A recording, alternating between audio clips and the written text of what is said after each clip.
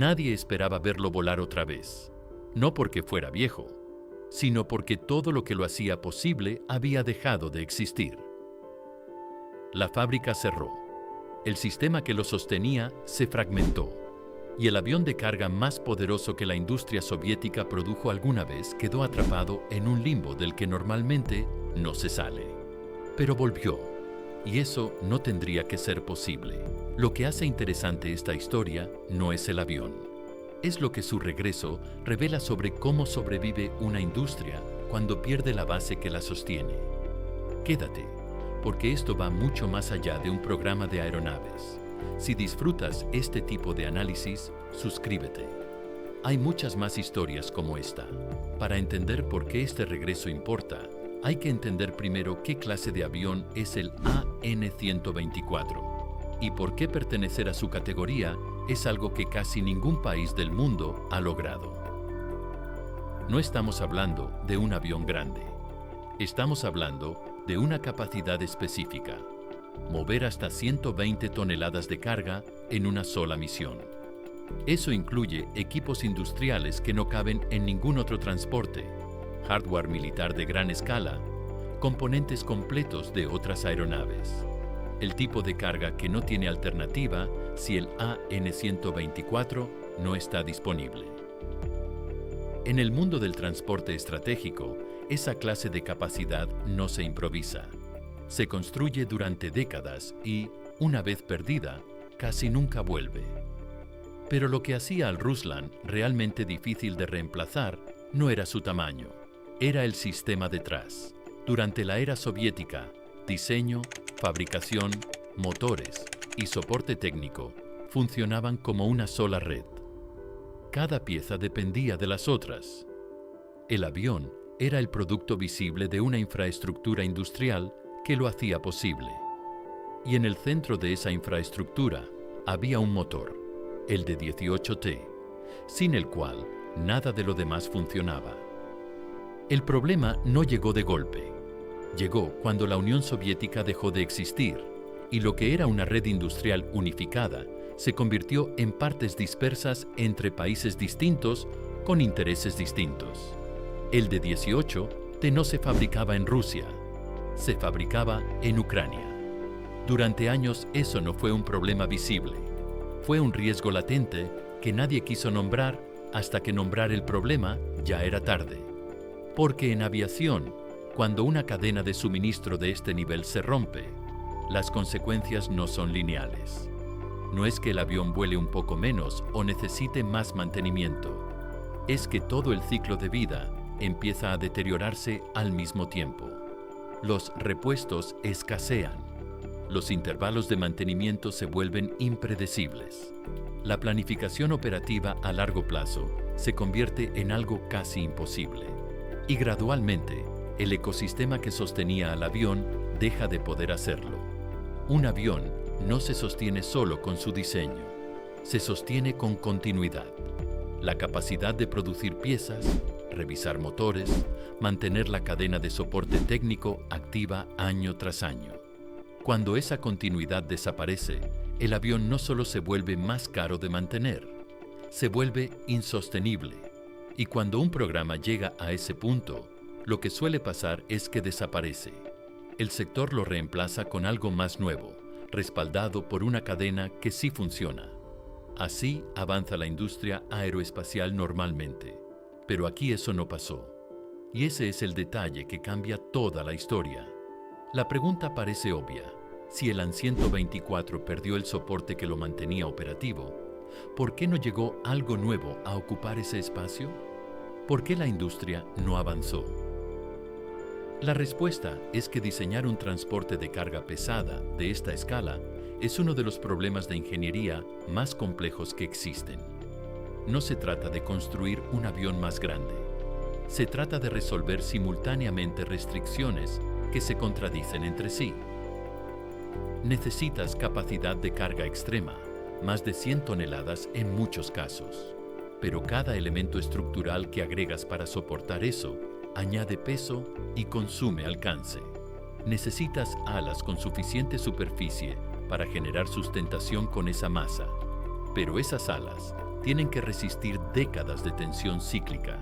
Y además, el avión tiene que poder operar desde pistas que no son perfectas, porque las misiones reales ocurren en lugares donde la infraestructura es lo que hay, no lo que uno pediría. Eso significa que el tren de aterrizaje, la distribución del peso y la estructura del fuselaje tienen que funcionar de forma integrada, bajo condiciones que ningún avión comercial enfrenta. El margen de error es mínimo. Un diseño demasiado pesado pierde alcance.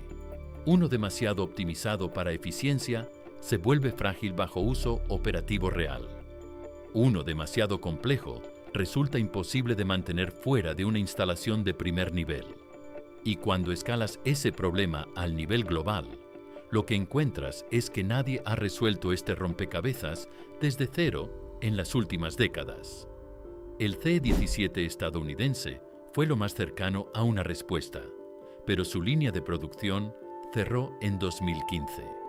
Hoy no hay ningún programa de transporte pesado activo construyéndose a escala en ningún país occidental.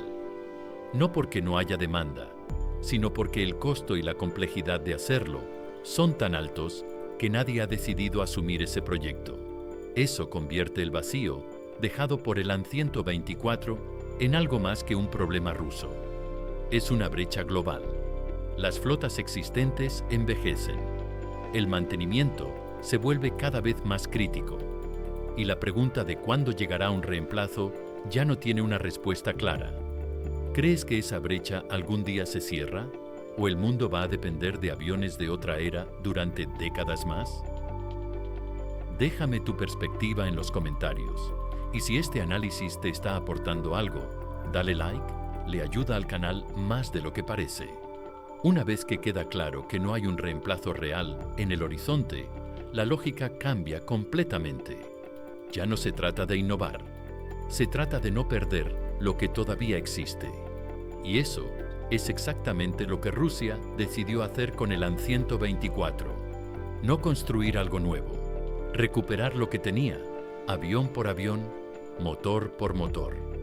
Las aeronaves que estaban en almacenamiento están siendo devueltas al servicio. Pero esto no es encender motores que estuvieron parados y salir a volar. Es un proceso de intervención profunda, inspecciones estructurales exhaustivas, reemplazo de sistemas que superaron su vida útil, actualización de aviónica y equipos que ya no tienen soporte.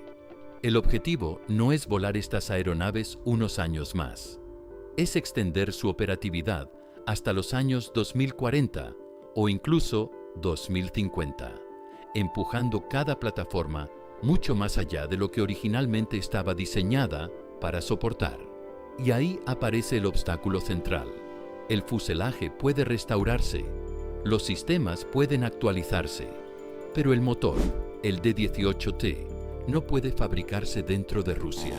Y sin el motor, el avión no existe. Entonces, la estrategia no es resolver ese problema, es rodear ese problema. Los motores existentes están siendo desmontados, inspeccionados componente por componente y reconstruidos. Se extiende su vida útil certificada. Se fabrican piezas sustitutivas donde los originales ya no están disponibles. Se recuperan unidades que habían sido descartadas.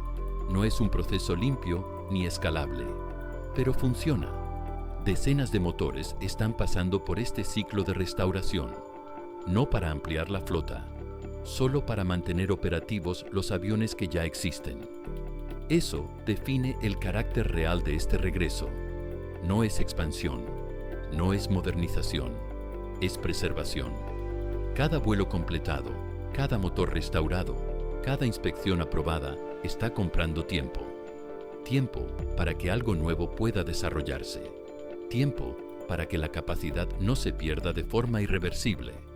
Porque si este esfuerzo se detiene, el resultado no sería un declive gradual, sería una desaparición. Y reconstruir desde cero una capacidad de transporte pesado de esta escala no toma años. Toma décadas si es que ocurre. Esto no es fabricación aeroespacial, es supervivencia industrial. y la diferencia importa. Pero hay algo más profundo en esta historia que el avión en sí, porque a medida que la situación del AN 124 se fue desarrollando, fue revelando una restricción que siempre había estado ahí, pero que nadie había querido enfrentar directamente. El fuselaje nunca fue el problema real, el motor siempre lo fue. Durante años, toda la estrategia de transporte pesado estuvo condicionada por una dependencia que no tenía solución interna. No había forma de producir el D-18T en territorio ruso. Y eso significaba que cualquier plan a largo plazo, cualquier programa nuevo, cualquier visión de futuro, tenía un techo invisible. No podías construir la próxima generación de transporte pesado si no podías garantizar que iba a moverla. En aviación, los motores no son componentes intercambiables, son la restricción que define todo lo demás. El alcance, la carga útil, el rendimiento en altitud, la eficiencia operativa, todo parte del motor. Y si ese motor no está bajo tu control, tampoco lo está ninguna de esas variables. Esa comprensión es la que empieza a cambiar el foco estratégico, no hacia el diseño inmediato de un nuevo transporte, sino hacia resolver primero lo que hace posible cualquier transporte futuro. Y ahí es donde el P-D-35 entra en la historia. En términos de especificaciones, el P-D-35 es un motor de alto empuje, alrededor de 35 toneladas, concebido con materiales avanzados y orientado a propulsar las futuras plataformas de fuselaje ancho y transporte pesado que Rusia necesita desarrollar. Pero lo que esas cifras no capturan es lo que el motor representa en términos estratégicos. Por primera vez, la lógica del programa no empieza por el avión, empieza por lo que mueve al avión. Y ese cambio de orden tiene consecuencias que van mucho más allá del motor en sí. Porque una vez que tienes el motor bajo control, las restricciones que definían lo que era posible construir empiezan a desaparecer. Los programas que antes eran conceptos atados a dependencias externas se convierten en proyectos de ingeniería con una base real. Transportes pesados, plataformas de fuselaje ancho, planificación industrial a largo plazo sin la vulnerabilidad que causó el problema original. El movimiento de fondo es pasar de reaccionar ante las limitaciones a eliminarlas, de depender de lo que otros fabrican a controlar lo que tú produces. Esa es la transición real. Pero hay una condición que no puede ignorarse. Un motor de esta complejidad no se valida rápido. Tiene que acumular miles de horas de prueba en condiciones controladas, luego en condiciones reales, luego bajo revisión de certificación. Ese proceso no se puede comprimir. Toma lo que toma. Y mientras ocurre, existe una brecha entre el sistema que existe hoy y el sistema que hará posible el mañana. Y es exactamente en esa brecha donde el AN 124 recupera su papel, no como el futuro, como el puente hacia él. Mientras el P-D-35 no esté listo, mientras los nuevos programas de transporte pesado no tengan la base para existir, alguien tiene que mantener las misiones activas. Alguien tiene que garantizar que la capacidad no desaparezca antes de que su reemplazo esté disponible. Ese es el rol que cumple el Ruslan restaurado. Mantiene operativa una capacidad que, si se pierde ahora, sería extraordinariamente difícil de reconstruir después.